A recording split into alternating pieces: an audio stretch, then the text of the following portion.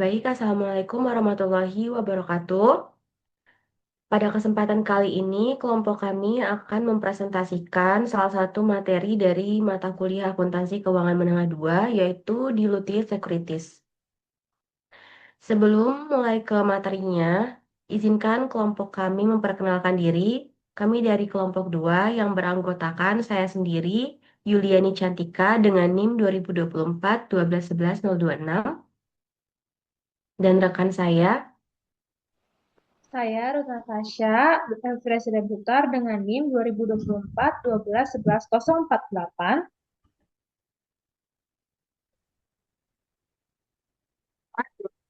052.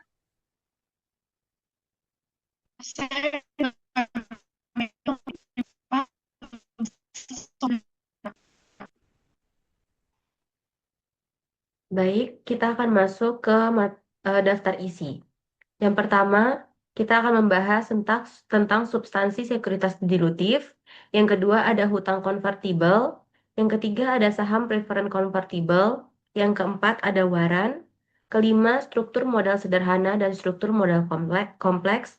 Dan yang keenam ada laba per saham dasar. Kita langsung saja masuk ke materi yang pertama, yaitu substansi sekuritas dilutif. Sekuritas dilutif adalah instrumen keuangan yang berpotensi menambah jumlah saham biasa beredar di masa depan. Jika instrumen ini dikonversi atau dieksekusi, maka yang terjadi adalah jumlah saham biasa akan bertambah, lalu laba yang sama harus dibagi ke saham yang lebih banyak, dan akibatnya earnings per share atau EPS-nya itu menurun. Inilah yang disebut dilusi EPS. Contoh instrumen yang bersifat dilutif itu kayak obligasi konversi, saham preferred konversi, opsi saham, waran, dan saham kontingensi. Nah, tujuan penyajian sekuritas dilutif itu adalah yang pertama untuk memberikan gambaran earning power yang realistis. EPS tidak hanya dilihat saat ini atau basic EPS, tetapi juga kemungkinan terburuk di masa depan. Lalu yang kedua ada melindungi kepentingan pemegang saham biasa. Ini tuh investor untuk tahu resiko penerapan EPS jika konversi terjadi. Lalu yang ketiga ada meningkatkan transparansi laporan keuangan. Maksudnya perusahaan tidak menyembunyikan potensi penurunan EPS. Yang keempat ada membantu pengambilan keputusan ekonomi. Dan yang kelima yaitu menunjukkan worst case skenario EPS, yaitu diluted EPS menggambarkan kondisi yang paling konvertif. Slide berikutnya ada jenis-jenis sekuritas dilutif. Nah, ini menurut Kieso dan IFRS. Menurut Kieso dan standar IFRS, sekuritas dilutif termasuk dalam potensial ordinary shares atau instrumen yang dapat menjadi saham biasa di masa depan. Jenis yang pertama itu ada obligasi konversi, yang dimana beban bunga tidak lagi dibayar, lalu jumlah saham biasa bertambah, dan EPS-nya itu cenderung menurun karena saham bertambah lebih besar dari kenaikan laba. Lalu yang kedua ada saham preferred konversi. Saham preferred yang dapat diubah menjadi saham biasa itu disebut saham preferred konversi. Jika dia dikonversi, maka dividen preferen tidak dibayarkan dan jumlah saham bisa meningkat. Dampaknya adalah laba yang tersedia bagi pemegang saham bisa meningkat, tetapi jumlah saham meningkat lebih besar, maka akan terjadi EPS bisa turun. Lalu yang ketiga, opsi saham dan waran. Opsi saham dan waran ini memberikan hak, bukan kewajiban membeli saham biasa pada harga tertentu. Perhitungan menggunakan treasury stock method dengan asumsi yaitu opsi atau waran dilaksanakan, lalu dana hasil pelaksanaan digunakan untuk membeli kembali saham di harga pasar, dan selisih saham atau yang tidak bisa dibeli kembali itu sama dengan saham tambahan atau dilusi. Dan yang terakhir yaitu ada saham kontingensi. Saham kontingensi ini yang diterbitkan jika syarat tertentu terpenuhi, misalnya target laba, dan dianggap dilutif hanya jika syarat telah atau hampir terpenuhi. Misalnya, target laba telah tercapai dan kinerja tertentu telah terpenuhi, dan dia dianggap dilutif jika syarat sudah terpenuhi atau hampir terpenuhi. Lalu slide berikutnya ada konsep dilutif dan anti-dilutif.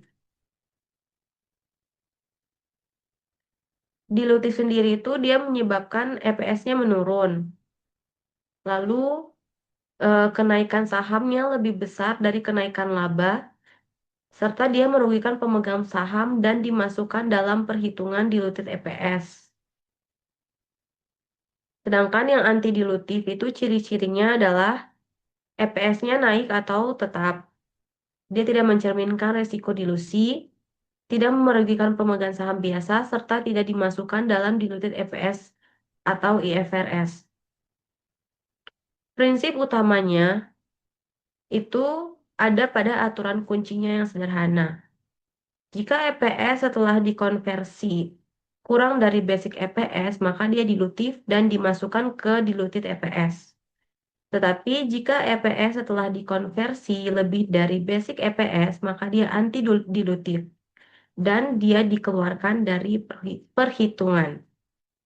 Nah, prinsip ini tuh untuk memastikan diluted EPS selalu konservatif dan tidak menyesatkan pengguna laporan keuangan.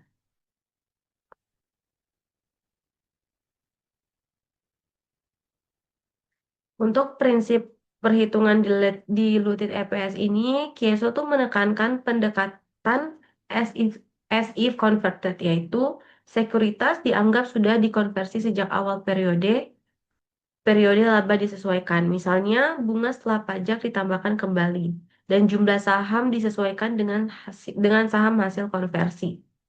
Jika terdapat beberapa sekuritas, maka dimasukkan dari yang paling dilutif dan dihentikan jika EPS mulai meningkat.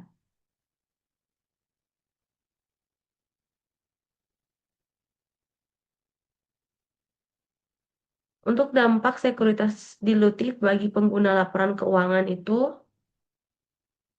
ada beberapa dampaknya. Yang pertama, ada dampak bagi investor dan analisis.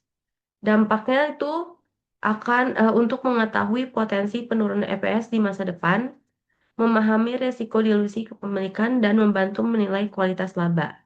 Sedangkan dampak bagi perusahaannya itu meningkatkan akuntabilitas dan mendorong pengungkapan yang lebih jujur dan konservatif. Untuk selanjutnya akan dijelaskan oleh rekan saya Abigail. Kepada Abigail, persilakan. Baik, selanjutnya ada convertible debt. Yang pertama, convertible bonds. Itu adalah instrumen utang yang memberikan hak kepada pemegangnya untuk menukarkan obligasi tersebut menjadi sejumlah saham perusahaan dalam jangka waktu tertentu. Ada beberapa keunggulan bagi investor dalam convertible bonds, yaitu di saat pemegang obligasi menukarkan sejumlah bonds akan mendapatkan beberapa keunggulan, yaitu yang pertama, keamanan obligasi. Artinya, pemegang saham mendapat jaminan pembayaran bunga atau kupon dan pengembalian pokok. Lalu yang kedua, ada hak istimewa konversi. Ini adalah opsi untuk menukarkan saham menjadi nilai, mengkonversikan obligasi menjadi nilai saham perusahaan yang sehingga menciptakan perusahaan naik signifikan. Lalu yang ketiga ada fleksibilitas, yaitu menggabungkan stabilitas pendapatan tetap dengan potensi keuntungan pasar saham atau capital gain. Lalu berikut ada dua alasan perusahaan menggunakan obligasi konversi atau convertible securities. Yang pertama itu ada efisiensi ekuitas. Jadi efisiensi ekuitas itu pertama, perusahaan menggunakan obligasi konversi untuk menghimpun modal tanpa melepaskan kontrol kepemilikan secara berlebihan. Contohnya itu, di sini ada perusahaan memiliki target dana $1 juta. Di sini penerbitan sahamnya itu $45 per saham, yaitu dengan 22.222 lembar. Obligasi konversinya itu berarti 20 lembar saham melalui 1.000 obligasi. Lalu yang kedua itu ada pembiayaan murah. Memegang perusahaan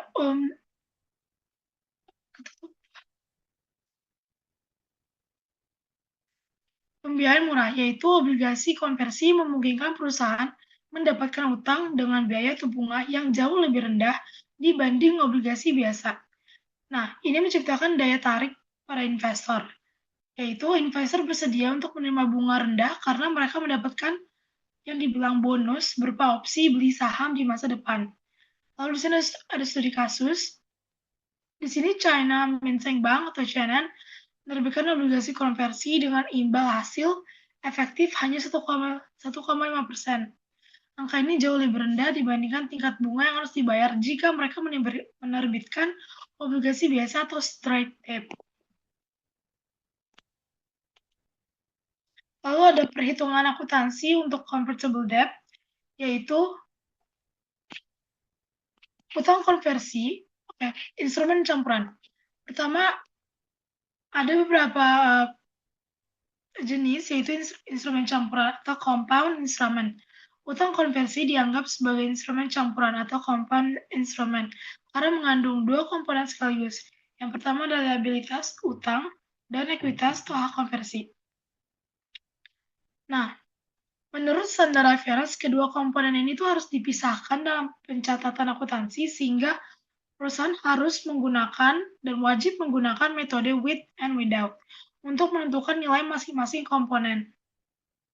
Metode with and without ini menentukan nilai ekuitas sebagai angka sisa atau residual. IFRS tidak memperbolehkan perusahaan menentukan nilai ekuitas terlebih dahulu, karena ekuitas secara definisi adalah nilai sisa atau residual. Lalu di sini ada rumusnya, rumus komponen utang konversi, yaitu fair value of convertible debt at date of issuance dikurang fair value of liability sama dengan equity component at date of issuance. Lalu implementasi akuntansinya itu, yang pertama tentukan nilai wajar, total nilai wajar, hitung total dana yang diterima saat penerbitan obligasi konversi, termasuk komponen utang dan ekuitas. Lalu yang kedua, tentukan komponen liabilitas. Hitung nilai bersih sekarang atau net present value dari semua arus kas masa depan yang dikontrakan diskontokan dengan suku bunga pasar untuk utang serupa yang tidak dapat dikonversi. Lalu yang terakhir, hitung komponen ekuitas, yaitu dengan mengurangi nilai liabilitas, langkah kedua, dari total nilai wajar, langkah pertama, untuk mendapatkan nilai komponen ekuitas. Di sini ada 4 kondisi di mana convertible bond terjadi. Nah, 4 situasinya itu yang pertama, pembelian kembali pada saat jatuh tempo atau repurchase. Jadi jika pemegang saham obligasi memilih untuk menerima uang tunai daripada menukarkan sahamnya atau tidak dikonversi. Itu situasi yang pertama. Lalu situasi yang kedua, konversi pada saat jatuh tempo. Jadi di sini pemegang saham itu menukarkan obligasi saham tapi sebelum jatuh tempo. Jadi conversion pada sebelum maturity. Lalu yang ketiga, konversi obligasi sebelum jatuh tempo. Yang keempat, pembelian kembali atau repurchase sebelum jatuh tempo. Kondisi yang pertama ini adalah repurchase at maturity, berarti jatuh tempo dan tetapi tidak dikonversi. Artinya pemegang saham ini lebih memilih untuk memegang cash daripada menukarkan saham obligasi ke saham. Di sini tuh tidak ada keuntungan atau kerugian karena memakai nilai buku atau book value yang sama dengan nilai pelunasan. Di sini contohnya itu ada contoh perusahaan Roche membayar secara cash kepada pemegang obligasi atau debt holders karena pemegang obligasi ini tidak menginginkan saham. Maka jurnalnya itu debit bonds payable senilai 2 juta, lalu kreditnya itu cash. Catatannya itu berarti untuk mencatat bonds pada jatuh tempo. Lalu untuk yang kedua, situasi yang kedua yaitu mengkonversi obligasi pada maturity. Yang di sini menggunakan nilai book value dan nilai ekuitas konversi untuk menentukan nilai saham baru. Yang kedua, alih-alih meminta uang tunai, pemegang obligasi atau debt holders memilih menjadi pemilik saham perusahaan atau shareholders. Di sini contohnya itu pada jatuh tempo, Roche Group memiliki obligasi konversi dengan nilai nominal 2 juta euro. Pada saat penerbitan awal, perusahaan telah mengalokasikan 194.374 euro ke akun ekuitas konversi. Jika pemegang obligasi memutuskan untuk mengkonversi seluruh obligasi menjadi saham biasa, yaitu 2.000 obligasi ditukar menjadi masing-masing 250 saham dengan nilai par value 1 euro. Maka pencatatannya itu di sini yang pertama menghitung ordinary share dulu, yaitu jumlah obligasinya senilai 2.000 lembar. Dan rasio konversi itu 250 saham per obligasi. Dan nilainya itu 1 euro per saham. Berarti total share capitalnya itu 2.000 dikali 250 dikali 1 euro, yaitu 500 euro. Lalu yang kedua, menghitung tambahan modal atau share premium ordinary. Karena nilai utangnya itu senilai 2 juta dolar, maka dan ekuitas konversinya itu senilai 374 euro, dan nilai book value-nya atau nilai bukunya senilai 2.194.374. Total nilai buku itu hasil dari book value ditambah ekuitas konversi. Lalu menghitung share premiumnya. Berarti book value dikurang dengan share capital, yaitu 2.194.374 dikurang dengan 500.000 euro senilai 1.694.374 euro. Maka jurnalnya itu didebit share premium conversion equity senilai 194.374, lalu bonds payable senilai 2 juta euro, dan dikredit share capital ordinary 500.000, lalu yang selanjutnya share premium ordinary senilai 1.694.374. Pencatatannya itu berarti to record the conversion of bonds at maturity. Selanjutnya, conversion of bonds before maturity. Di sini untuk menghitung konversi pada saat jatuh tempo, menggunakan book value method, metode nilai buku. Di mana di sini tidak ada keuntungan atau kerugian yang diakui. Lalu yang kedua, menggunakan jadwal amortisasi obligasi untuk menentukan nilai tercatat atau carrying amount pada tanggal spesifik. Di sini ada contoh. Contoh di sini adalah menggunakan jadwal amortisasi.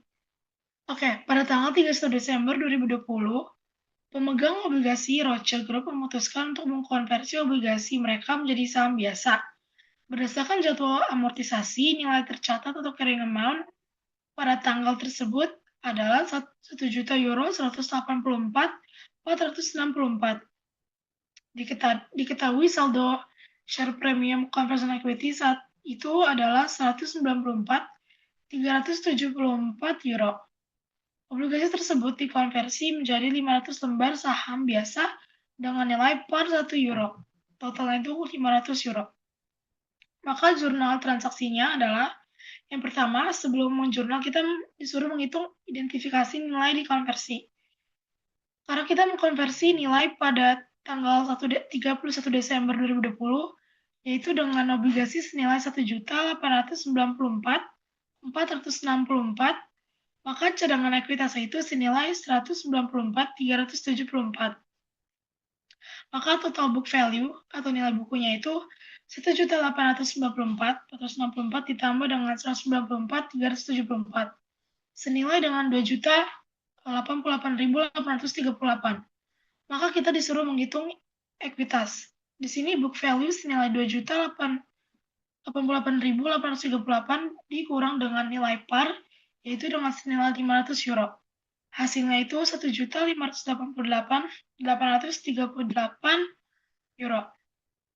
Maka di sini jurnalnya itu debit share premium conversion equity senilai 194.374 dan bonds payable senilai 1.894.464 dan dikredit share capital ordinary senilai 500.000.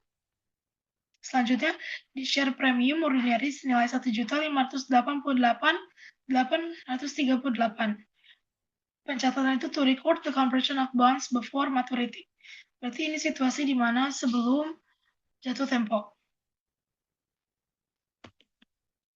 Situasi yang terakhir yaitu ini adalah membeli kembali atau repurchase sebelum jatuh tempo.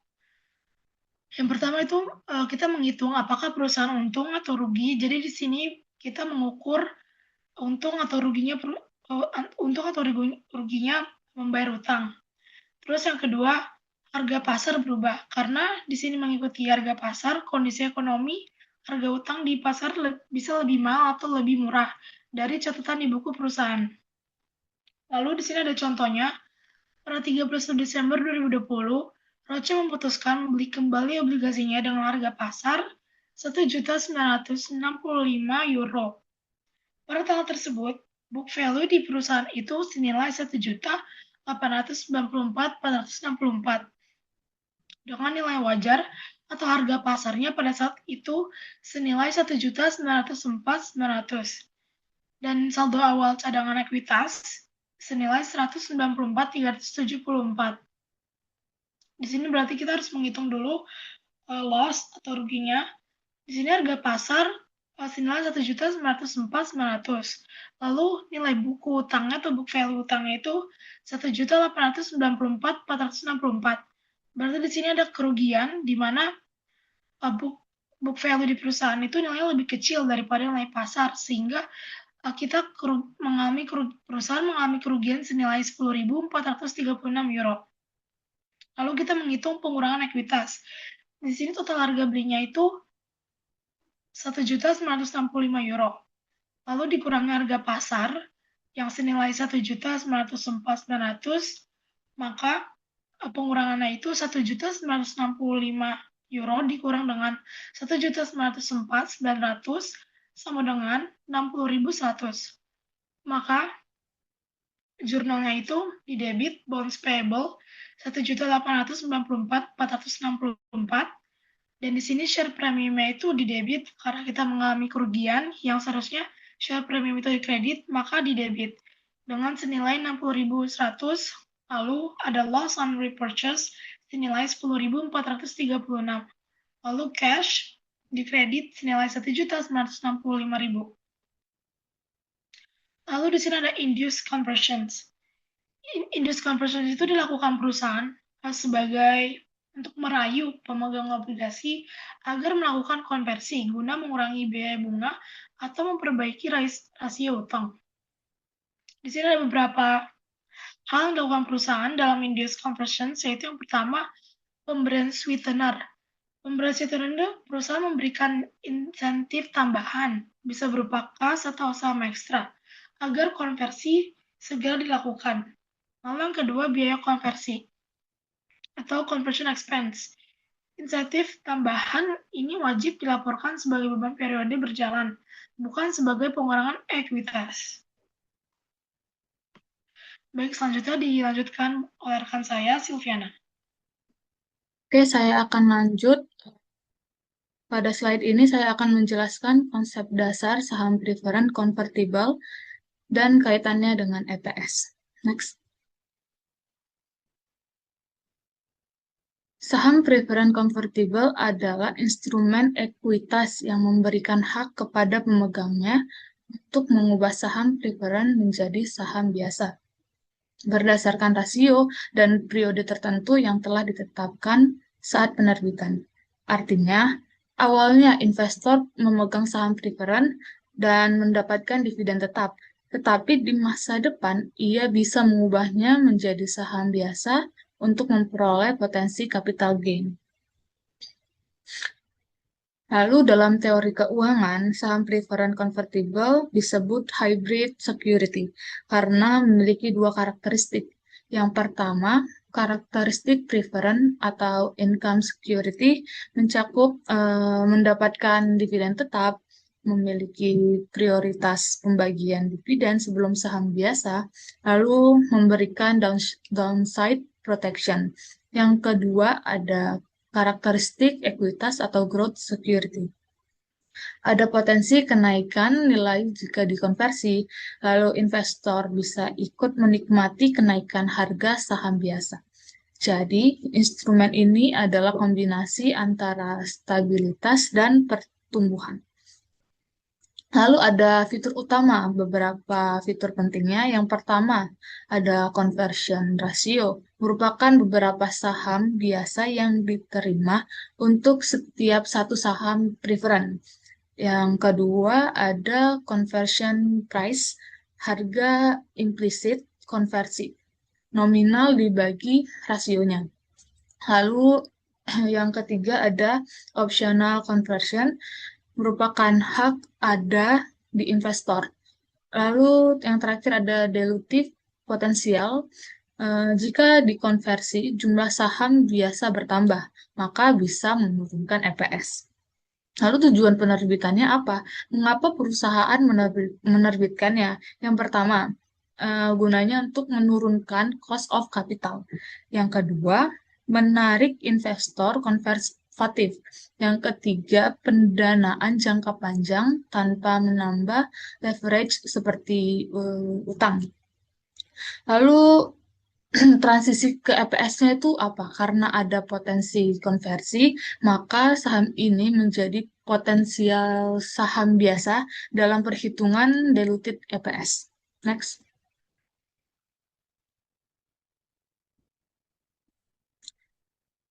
Lalu ada karakteristik ekonomi dan struktur konversi. Yang pertama ada dividen preferen. Bisa kumulatif atau non-kumulatif, lalu dibayar sebelum dividen saham biasa.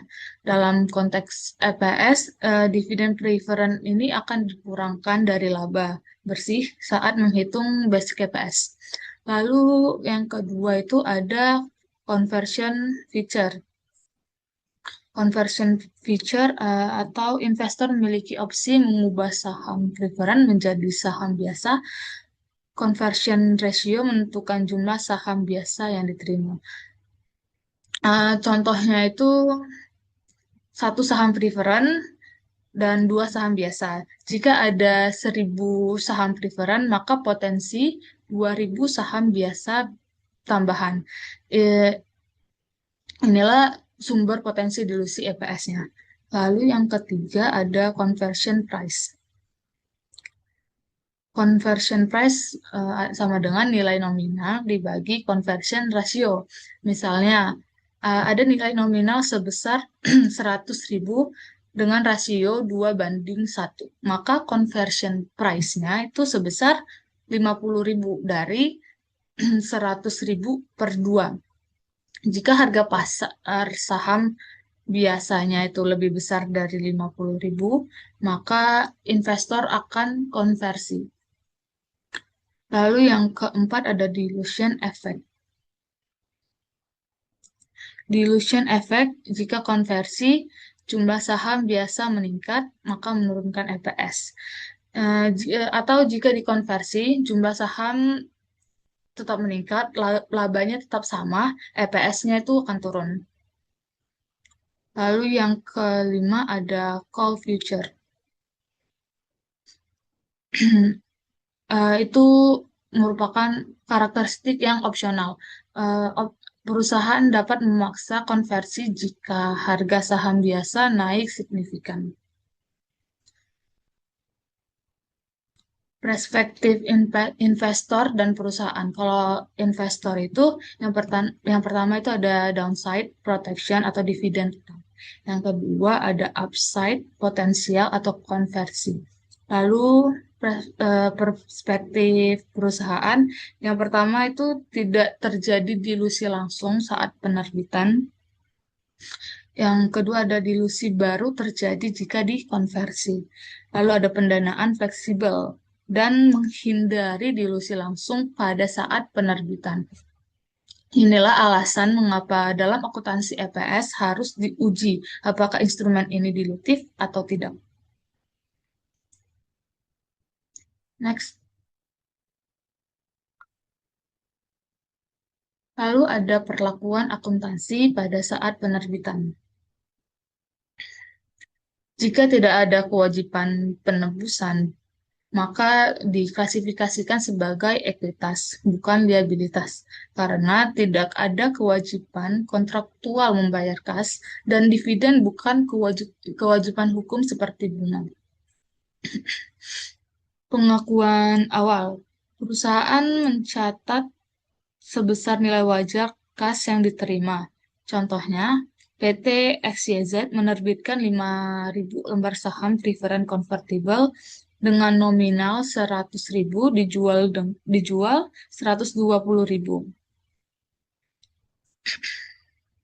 Maka kas diterima itu sebesar 5.000 dikali 120.000. Maka jurnal yang kita buat itu di debit ada kas sebesar 600 juta, pada kredit modal saham preference 500 juta, dan kredit agio saham preference sebesar 100 juta. Ini merupakan masuk ke kelompok paid in capital.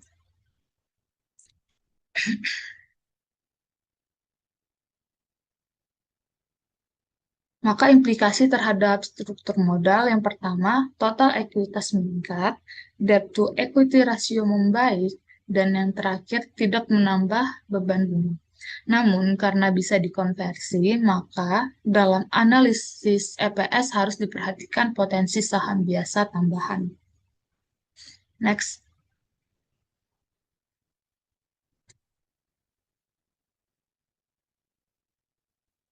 Akuntansi saat konversi dan dampak ke EPS. Yang pertama ada book value method. Jika konversi dilakukan, maka metode yang digunakan adalah book value method. Artinya, tidak ada laba atau rugi yang diakui karena transaksi antar pemilik atau within equity. Contohnya, 1.000 saham preferred dikonversi menjadi 2.000 saham biasa. Maka di jurnal, debit modal saham preferred, debit agio saham preferred pada kredit modal saham biasa, dan kredit agio saham biasa. Tidak ada gain atau loss. Dampak terhadap laporan keuangan. Yang pertama, total ekuitas tidak berubah. Yang kedua, komposisi ekuitas berubah. Yang ketiga, jumlah saham biasa meningkat. Lalu, implikasi terhadap EPS-nya, untuk basic EPS belum dihitung sampai benar-benar dikonversi. Untuk diluted EPS menggunakan if converted method. Asumsinya yang pertama, saham sudah dikonversi sejak awal periode. Yang kedua, dividen preferred ditambahkan kembali ke laba bersih. Yang ketiga, jumlah saham biasa ditambahkan sesuai rasio konversi. Jika hasilnya menurunkan EPS, maka disebut dilutif. Next. Di slide ini kita masuk ke analisis keuangan, kelebihan, resiko, dan dampak strategisnya. Kalau bagi perusahaan, kelebihannya itu yang pertama ada biaya modal lebih rendah, tidak menambah leverage. Lalu yang ketiga ada fleksibel untuk growth stage. Atau kelebihannya itu menurunkan biaya pendanaan dibanding saham biasa. Lalu menarik investor konservatif. Lalu next, analisis keuangan, kelebihan, resiko, dan dampak strategis. Yang pertama, bagi perusahaan, kelebihannya itu biaya modal lebih rendah, tidak menambah leverage, fleksibel untuk growth stage, atau menurunkan biaya pendanaan dibanding saham biasa, menarik investor konservatif, mengurangi tekanan pembayaran bunga seperti utang. Lalu resikonya ada potensi delusi EPS dan ada perubahan struktur kepemilikan. Jika konversi besar-besaran, maka EPS akan turun dan harga saham biasa akan bisa tertekan. Bagi investor, kelebihannya itu dividen stabil, potensi capital gain, resiko lebih rendah dari saham biasa. Kekurangannya itu yang pertama ada return dividen lebih kecil. Lalu jika harga saham tidak naik, maka konversi tidak menguntungkan. Lalu implikasi strategis terhadap EPS-nya.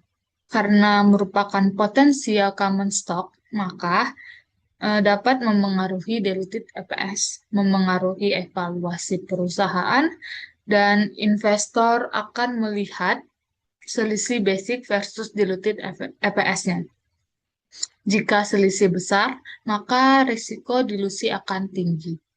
Kesimpulan utamanya, saham preferred convertible bukan hanya instrumen pendanaan, tetapi juga instrumen yang sangat mempengaruhi analisis EPS dan persepsi pasar terhadap profitabilitas perusahaan. Oke, selanjutnya akan dilanjutkan oleh teman saya. Baik, selanjutnya di sini saya akan menjelaskan mengenai share warrants. Next. Oke, apa itu share warrants? Share warrants adalah sertifikat yang memberikan hak kepada pemegangnya untuk membeli saham biasa pada harga tertentu dalam jangka waktu tertentu. Artinya, sejak awal harga beli saham sudah ditentukan, walaupun pembelian sahamnya dilakukan di masa yang akan datang. Ini memberi kesempatan kepada pemegang waran untuk membeli saham dengan harga yang mungkin lebih murah dibanding harga pasar nanti. Nah, apa saja karakteristik utamanya? Yang pertama, mirip hak konversi pada sekuritas konversi. Karena sama-sama memberikan peluang untuk memperoleh saham biasa di masa depan. Yang kedua, jika dieksekusi bisa menjadi saham biasa. Nah, saat pemegang waran menggunakan haknya, perusahaan akan menerbitkan saham baru, sehingga jumlah saham yang beredar itu bertambah. Yang ketiga, bersifat dilutif atau menurunkan EPS. Karena bertambahnya jumlah saham beredar, laba perusahaan harus dibagi ke lebih banyak saham, sehingga laba per saham bisa menurun. Dan yang terakhir, perbedaan utama dengan sekuritas konversi adalah pemegang waran harus membayar kas untuk memperoleh saham. Jadi, waran itu tidak otomatis ditukar menjadi saham, tetapi pemegangnya tetap harus mengeluarkan uang sesuai harga yang sudah ditentukan saat ingin mengeksekusi waran tersebut.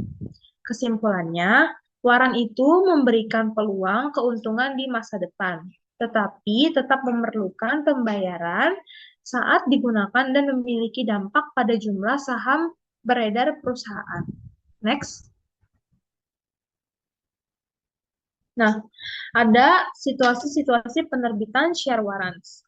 Yang pertama, diterbitkan bersama sekuritas lain atau obligasi atau saham preferred.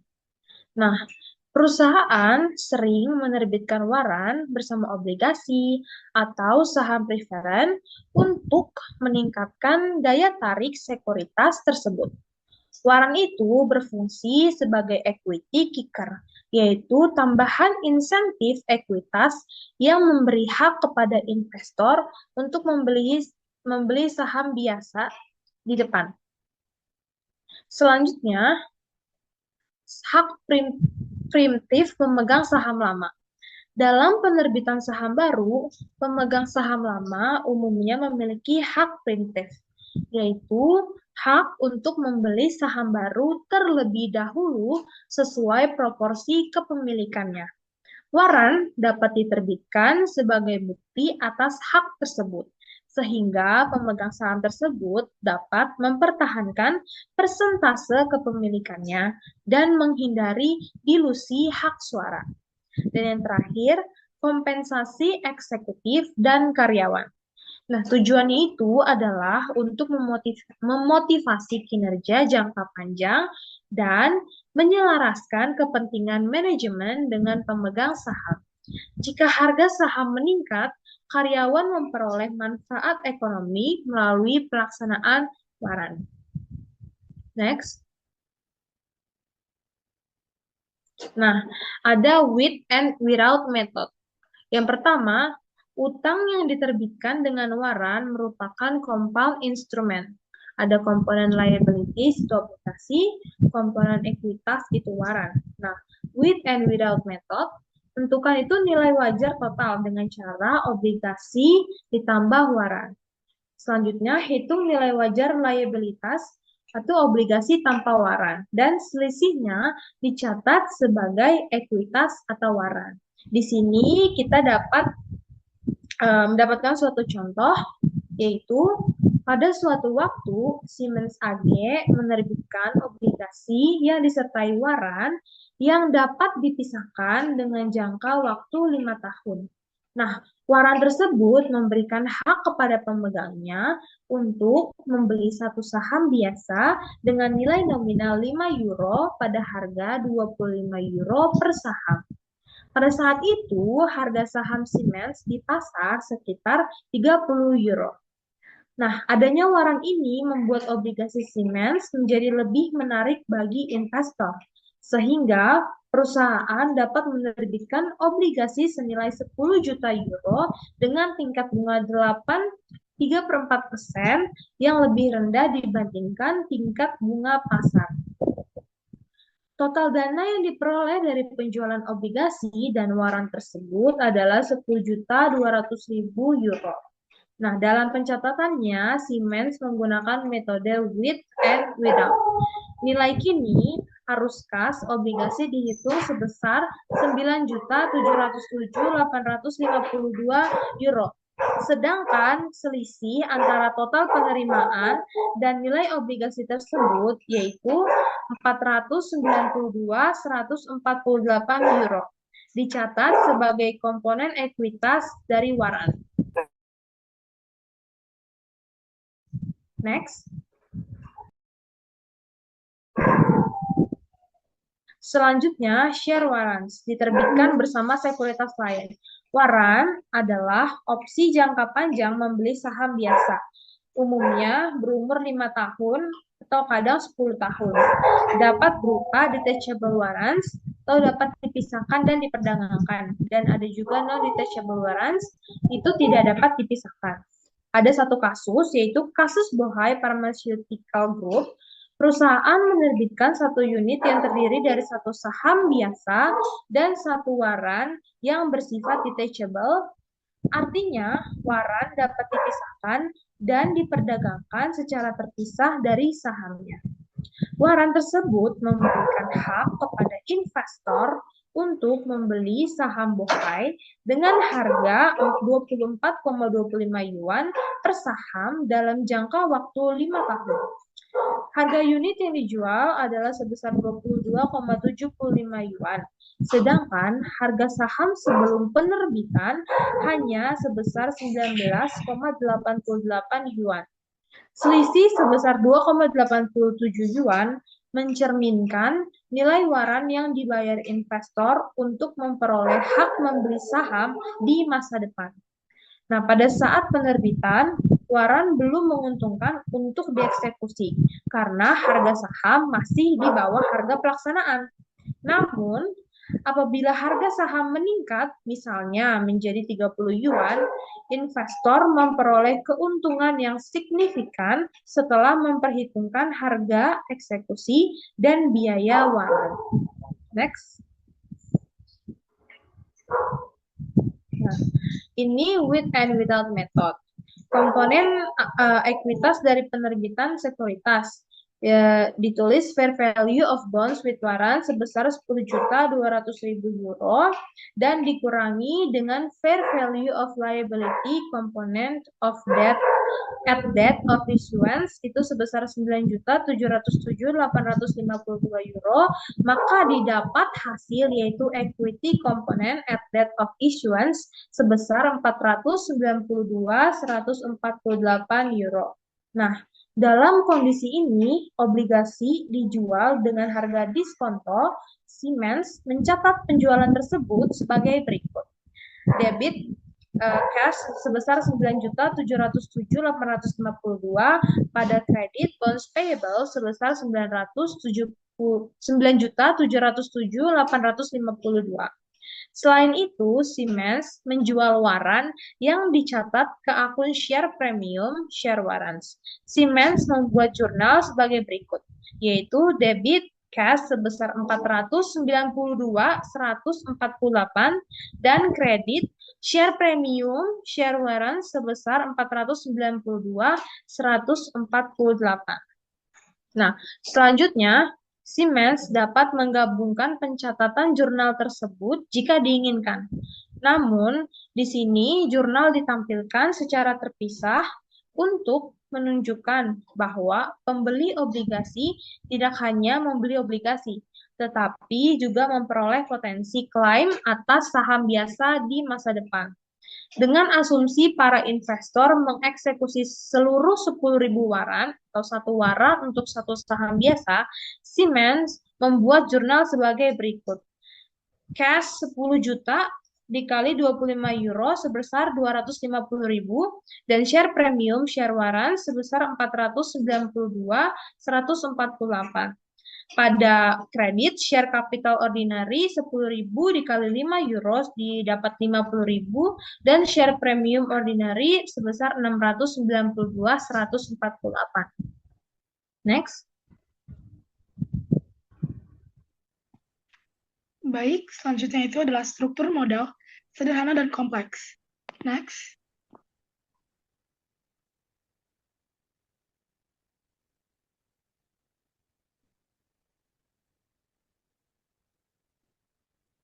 Konsep dasar EPS dan struktur modal. Earning per share EPS adalah indikator profitabilitas yang menunjukkan laba bersih yang tersedia untuk setiap lembar saham biasa. Untuk rumus dasar EPS, yaitu laba bersih dikurang dengan dividen saham preferen dibagi rata-rata tertimbang saham biasa beredar. Dividen saham preferen dikurangkan karena yang pertama, ada dua hal mengapa saham preferen itu dikurangkan. Saham preferen memiliki prioritas atas laba. Yang kedua, EPS hanya untuk pemegang saham biasa atau ordinary share. Di sini struktur modal dalam konteks EPS. Dalam EPS atau IFRS, IAS 3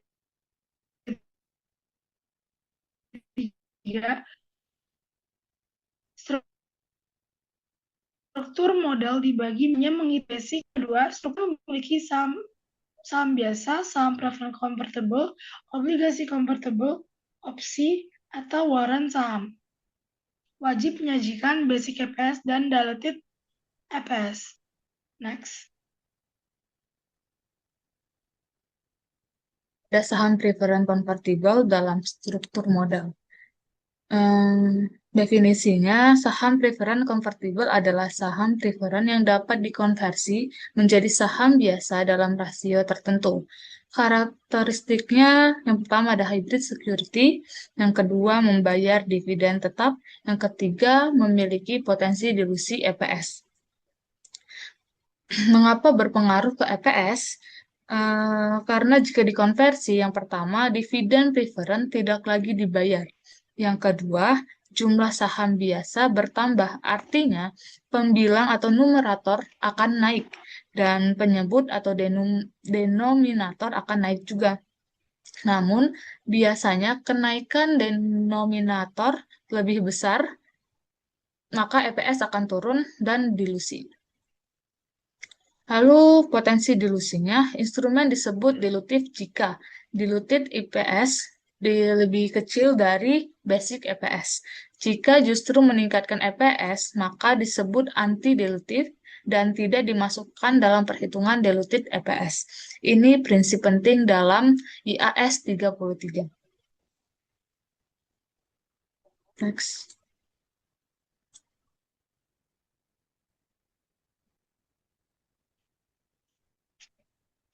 Selanjutnya, ada struktur model sederhana. Ada beberapa ciri-ciri struktur model sederhana, yaitu tidak ada instrumen konversi, yang kedua tidak ada opsi atau warrant, yang ketiga tidak ada saham preferred convertible. Contohnya itu, di sini ada laba bersih senilai 1 miliar, lalu ada dividen preferensi nilai 200 juta, lalu saham biasa beredar sebesar 400 lembar. Karena tidak ada instrumen dilutif, maka diluted EPS sama dengan basic EPS. Karakteristik penting, yang pertama perhitungan relatif sederhana. Tidak ada asumsi konversi, lalu yang ketiga tidak ada perubahan struktur kepemilikan potensial. Next. Lalu di sini ada struktur modal kompleks dan if-converted method. Yang pertama, struktur modal kompleks. Perusahaan memiliki saham preferen konvertibel, obligasi konvertibel, dan opsi saham. Dalam kondisi ini harus menghitung diluted EPS. Metode untuk saham preferen konvertibel itu ada if converted method. Lalu ada asumsi if converted. Diasumsikan saham preferen telah dikonversi sejak awal periode. Dampaknya pembilang atau numerator tambahan kembali dividen preferen karena diasumsikan tidak dibayar.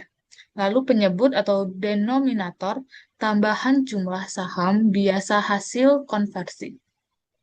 Contoh perhitungannya, data laba bersih sebesar 1M, dividen preferen 200 juta, saham biasa 400.000, saham preferen konvertibel 10.000 dengan rasio 1:5. Basic EPS 1M dikurang 200 juta dibagi 400.000, maka menghasilkan 2.000.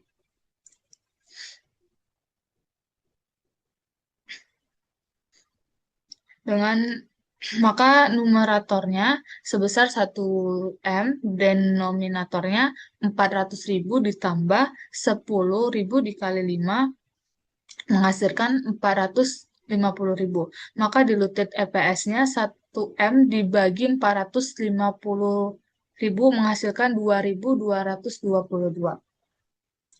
Karena 2.222 lebih besar dari 2.000, maka anti-dilutif dan tidak dimasukkan. Jika hasilnya lebih rendah, maka dilutif.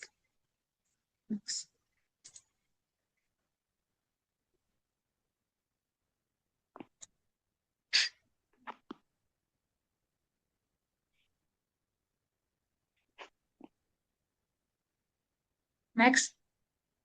Selanjutnya ada analisis akademis dan implikasi keuangan. Yang pertama yaitu dampak terhadap investor.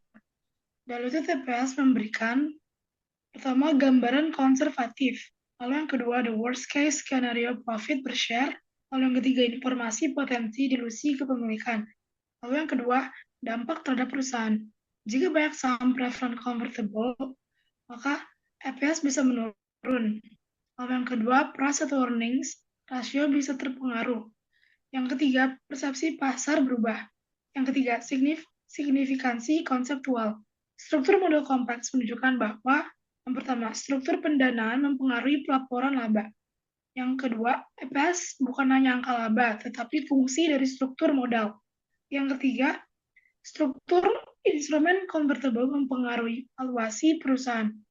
Berikut di sini ada ringkasan perbandingan yaitu aspek instrumen dilutif. Struktur sederhana itu tidak ada. Lalu struktur kompleksnya itu ada. EPS yang disajikan struktur sederhana basic saja. Lalu struktur kompleksnya itu basic dan diluted. Kompleksitas struktur sederhana rendah. Lalu untuk struktur sederhana itu standar. Untuk struktur kompleksnya itu lebih konservatif. Next.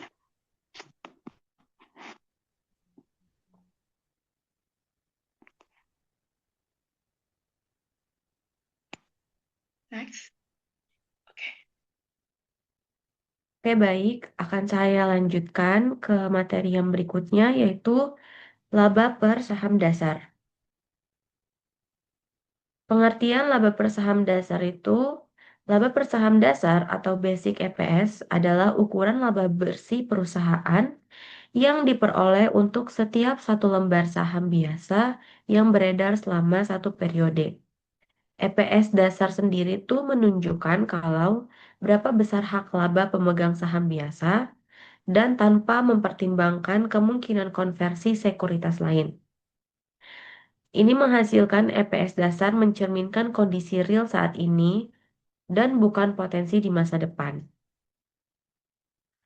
Untuk manfaat EPS dasar bagi pengguna laporan keuangan, EPS dasar membantu investor dan analisis untuk menilai kinerja profitabilitas perusahaan, membandingkan kinerja antar perusahaan, serta menilai potensi keuntungan yang diterima pemegang saham biasa.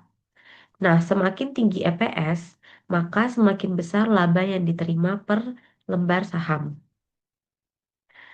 Yang kedua, itu adalah tujuan perhitungan EPS dasar. Perhitungan EPS dasar bertujuan untuk yang pertama adalah menyajikan informasi laba yang benar-benar dapat didistribusikan kepada pemegang saham biasa. Lalu memberikan gambaran kemampuan perusahaan menghasilkan laba per saham. Dan yang terakhir itu menjadi dasar perhitungan diluted EPS. Tanpa EPS dasar, analisis dilusi tidak bisa dilakukan. Slide berikutnya yaitu penjelasan komponen EPS dasar. Yang pertama ada laba bersih. Laba bersih yang digunakan adalah laba setelah pajak dalam satu periode dan diambil dari laporan laba rugi. Nah, ini adalah laba final yang tersedia untuk dibagikan kepada pemilik perusahaan.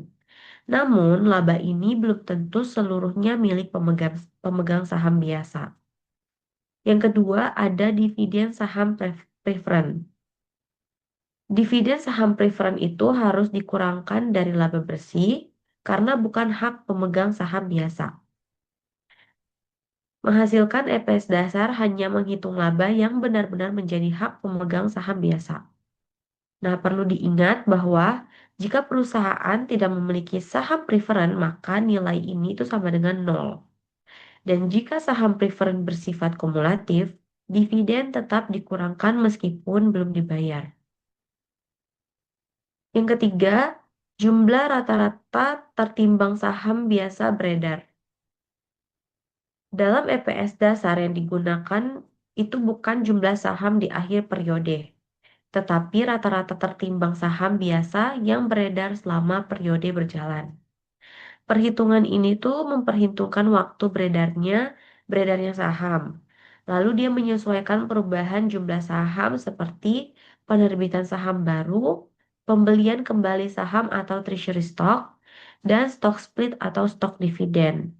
Tujuannya agar EPS adil dan akurat, serta sesuai dengan lamanya saham beredar. Selanjutnya akan dijelaskan oleh Ruth Natasha. Baik, selanjutnya karakteristik EPS dasar dan pentingnya EPS dasar bagi pengguna laporan keuangan. Nah, dalam laporan keuangan perusahaan, earnings per share atau EPS itu memiliki peran yang sangat penting sebagai indikator kinerja perusahaan dari sudut pandang pemegang saham. Salah satu bentuk EPS yang wajib disajikan sesuai dengan PSAK 56 dan IAS 33 adalah IPS dasar. IPS dasar memiliki karakteristik utama, yaitu hanya memperhitungkan saham biasa yang benar-benar beredar selama periode berjalan. Artinya, perhitungan ini enggak memasukkan potensi penambahan jumlah saham yang dapat terjadi di masa depan akibatnya adanya instrumen seperti opsi saham, waran, ataupun obligasi konversi. Karena tidak mempertimbangkan efek dilusi tersebut, EPS dasar menjadi lebih sederhana dan lebih mudah dipahami oleh pembaca laporan keuangan dibandingkan dengan EPS dilution. Nah, walaupun sederhana, EPS dasar itu tetap memiliki makna yang sangat penting. Angka ini secara langsung menunjukkan berapa besar laba bersih yang menjadi hak setiap lembar saham biasa. Dengan kata lain, EPS dasar menggambarkan tingkat keuntungan yang benar-benar dinikmati oleh pemegang saham saat ini tanpa memperhitungkan kemungkinan perubahan struktur modal di masa depan. Nah, bagi para pengguna laporan keuangan, khususnya investor dan analisis, EPS dasar merupakan indikator utama dalam menilai profitabilitas perusahaan dari perspektif pemegang saham. Nah, informasi ini sering digunakan dalam berbagai analisis rasio keuangan, salah satunya adalah price earnings ratio atau PER yang membantu investor menilai apakah harga saham suatu perusahaan tergolong mahal atau murah dibandingkan dengan laba yang dihasilkan. Oleh karena itu, EPS dasar menjadi salah satu informasi kunci yang sangat diperhatikan dalam pengambilan keputusan investasi. Investor dapat menggunakan IPS dasar untuk menilai kerja perusahaan, membandingkannya dengan perusahaan lain, serta memperkirakan potensi keuntungan yang dapat diperoleh di masa yang akan datang. Selanjutnya, next. Nah, ini ada rumus dan contoh soal. Secara umum, rumus EPS dasar itu adalah laba bersih dikurang dividen saham preferen dibagi jumlah rata-rata tertimbang saham biasa yang beredar. Misalnya diketahui laba bersih sebesar 500 juta rupiah dan tidak ada saham preferen. Nah, jumlah rata-rata saham beredarnya yaitu 1 juta lembar. Maka EPS dasar adalah 500.000 langsung dibagi dengan 1 juta, menghasilkan 500 per saham. Artinya, setiap satu lembar saham menghasilkan laba sebesar 500. Nah, berdasarkan rumus umum EPS dasar menurut PSAK 56 dan IAS 33, perhitungan dilakukan dengan membagi laba bersih. Nah, dengan jumlah rata-rata tertimbang saham biasa yang beredar. Pada contoh yang tadi sudah saya jelaskan, karena tidak ada terdapat saham preference, seluruh laba bersih menjadi hak pemegang saham biasa dengan jumlah rata-rata 1 juta lembar saham beredar diperoleh EPS dasarnya itu sebesar 500 per saham. Artinya, setiap satu lembar saham biasa mampu menghasilkan 500 rupiah laba dalam periode tersebut. Nilai ini memberikan gambaran yang jelas kepada investor mengenai tingkat keuntungan yang benar-benar diperoleh per lembar saham, sehingga EPS dasar menjadi indikator paling penting dalam menilai kinerja dan profitabilitas perusahaan dari sudut pandang pemegang saham. Next. Sekian dari kelompok kami, kelompok 2, kurang lebih mohon maaf. Terima kasih.